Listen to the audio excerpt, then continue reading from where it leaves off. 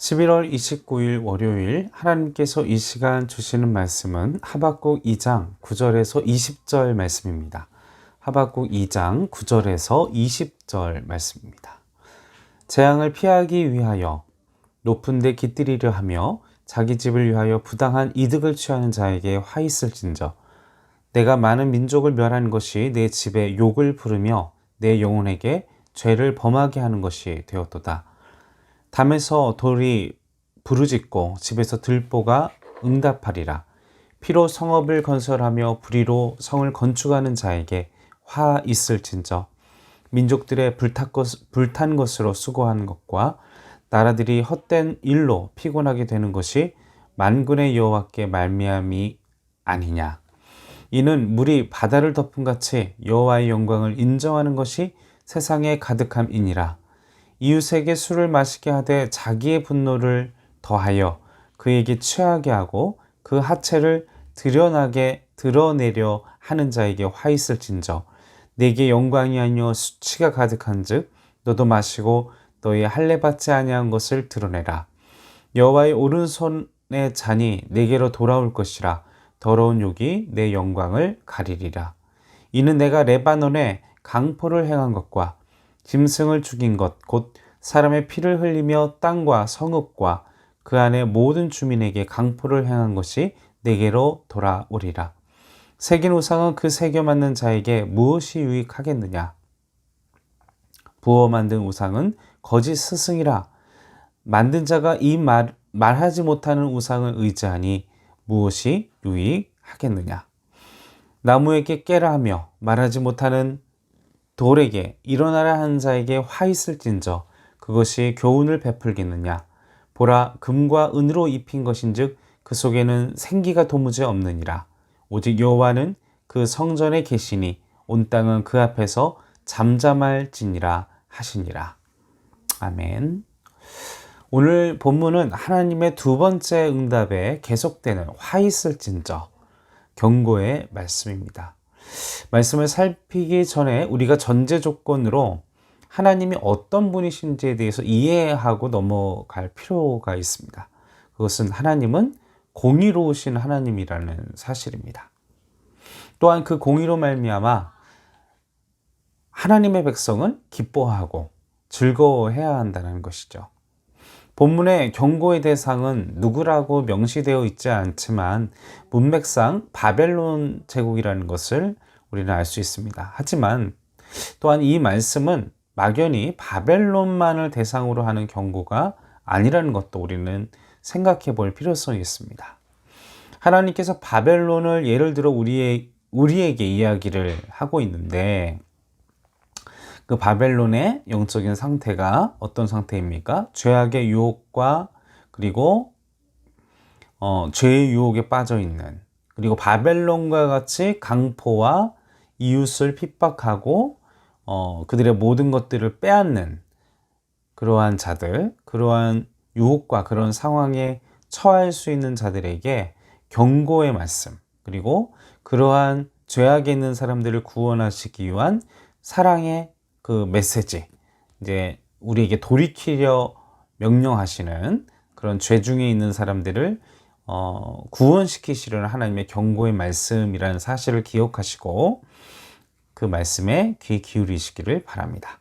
그래서 9절의 해석을 보면 이 이야기의 흐름을 좀 더 쉽게 이해할 수가 있습니다.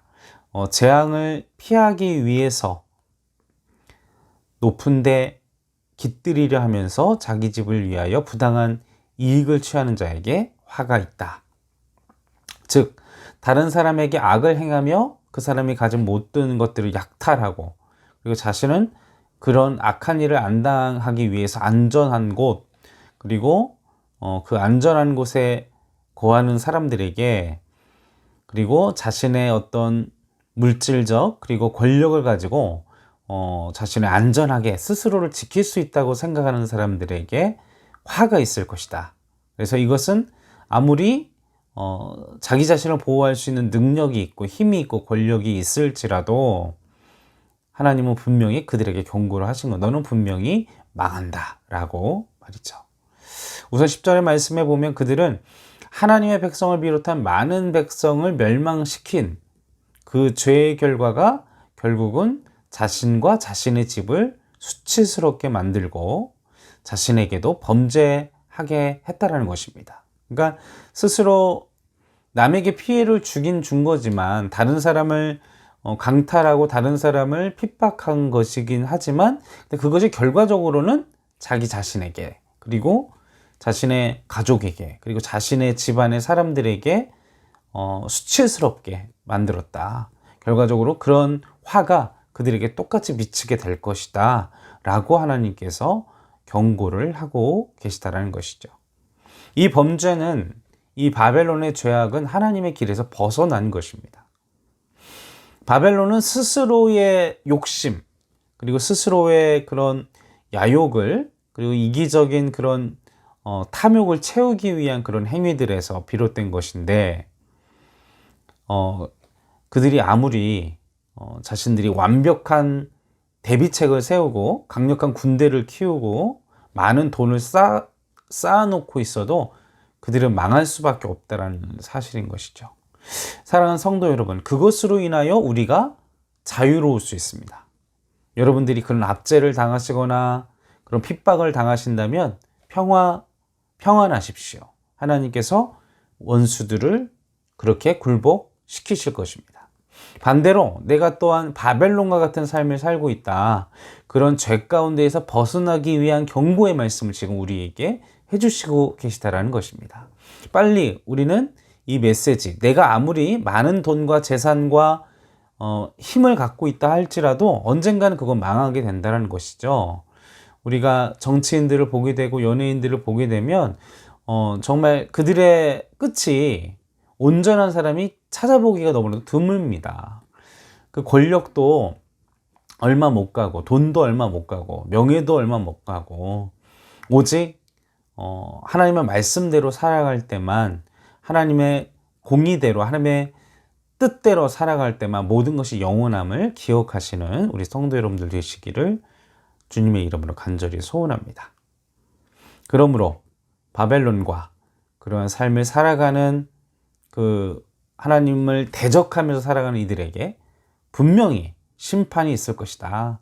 분명히 망할 것이다. 자, 이것은 우리가 또한 그런 압박과 압제를 살고 있는 백성들에게는 자유의 선언입니다. 생명의 선언입니다. 사랑하는 성도 여러분, 그런 압제와 그런 두려움 속에 살고 계시다면 이 말씀은요, 우리에게 하여금 자유를 선포하시는 말씀이라는 것이죠. 우리가 이유 없이 그리고 우리가 그러한 힘에게 그리고 그러한 사람들에게 아니면 그러한 부당한 일을 겪고 계시다면 이 말씀은 우리에게 자유를 주시고 우리에게 평안을 주시고 하나님을 향하여 기대하라는 말씀인 것입니다. 왜냐하면요, 하나님은 분명히 하나님의 공의를 완성시키시는 하나님이시라는 사실이라는 것이죠. 우리는 이것을 기억하셔야만 합니다. 하나님은 하나님의 공의를 완성하신다. 하나님은 분명히 심판하신다. 하나님은 분명히 하나님의 의를 이루고야 마신다. 12절과 14절은요, 불의로 성을 건축하는 자들에게 경고하는 말씀입니다. 이것은 생명의 희생, 악, 부정, 불법, 폭력을 통해서 자신들의 거처를 세우는 자들에게 그들에게 그런 국가나 그리고 그러한 자들에게 경고를 하시는 말씀이라는 것이죠. 또한 우리도 그러한 죄와 그러한 연약함 가운데 있지는 아니한지 스스로를 돌아보고 우리는 그 말씀에 민감해서 내가 이렇게 압제자의 위치에 있지는 아니한지 내가 그런 탐욕으로 나의 삶의 자리를 그리고 나의 위치를 그리고 내가 성공하기 위해서 그렇게 살아가고 있지는 아니한지 좀 경계할 필요성이 있습니다. 스스로를 끊임없이 경계하고 스스로를 끊임없이 말씀 속에 바로 세우고자 몸부림치셔야 합니다. 14절은 하나님께서 진정으로 원하시는 것이 무엇인지를 말씀해 주고 계십니다. 하나님은 인류를 위해서 그리고 우리를 위해서 기대하시는 것은 탐욕이나 그리고 거대한 제국이나 거대한 권력이나 뭐 높은 명예나 이런 것이 아닙니다. 무엇이 이 세상 가운데 하나님의 뜻이, 하나님의 나라가, 하나님의 영광이 가득하기를 원하십니까? 하나님의 영광을 아는 지식, 하나님을 아는 지식, 온 땅에 가득하게 되는 것이 하나님이 바라시는 것이라는 것이죠. 이게 충만해지면 우리의 입술의 고백으로 말미암아 완성되어집니다. 그리고 그것이 내가 그 말씀대로 살아갈 때에 나로 인해서, 그리고 하나님의 나라를 위해서 자신의 인생을 보내는 영혼들을 통해서 하나님의 나라가 함께 조성되어 갑니다. 여러분, 그 역사의 그 방법에, 그 역사의 길에 동참하시는 우리 행정교회 성도 여러분들 되시기를 바랍니다. 계속해서 15절에서 17절은 철저하게 타락한 바벨론의 그 사회의 일면을 보여주고 있습니다. 그리고 그들의 16절에는 그들의 그러한 몹쓸 행동 때문에 영광이 아니라 수치를 당하게 된다고 말씀하고 있습니다. 사랑하는 성도 여러분, 우리가 눈으로 보기에는 그들의 형통함이 뭐 영원할 것처럼 보이지만 결국은 그것이 수치로 돌아가게 될 것입니다. 우리가 뉴스를 봐도 그런 결과들을 눈에 목도할 때가 있지요. 하나님의 진노의 잔이 그들에게 가게 되고, 그리고 그들의 죄악 때문에, 그리고 그들의 연약한 자들에 대한 핍박, 그리고 약한 자들에 대한 그들의 부조리가 결국은 그들 스스로를 망하게 할 것입니다.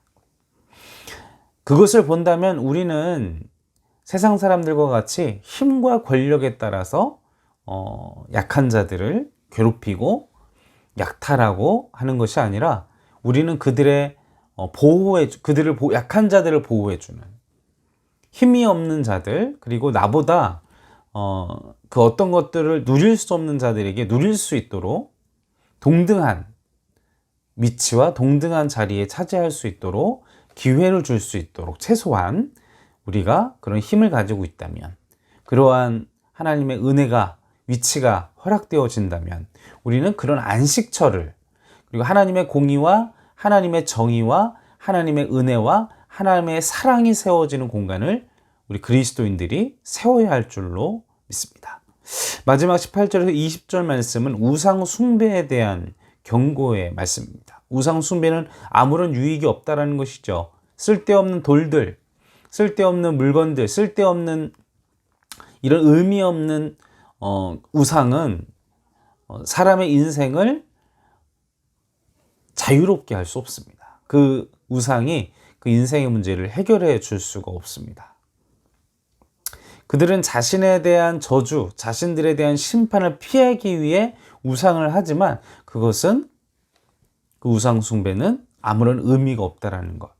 여러분들이 하나님께서 주신 말씀대로 액션을 취해야 되는데, 내가 의지하는, 내가 더 사랑하는 그 우상을 통해서 뭔가 이 문제점을 해결하려 한다면 그것은 그 어떤 도움도 그 우상은 아무런 도움이 되어주지 못한다는 것을 우리 말씀 속에서 도전해 주고 있습니다.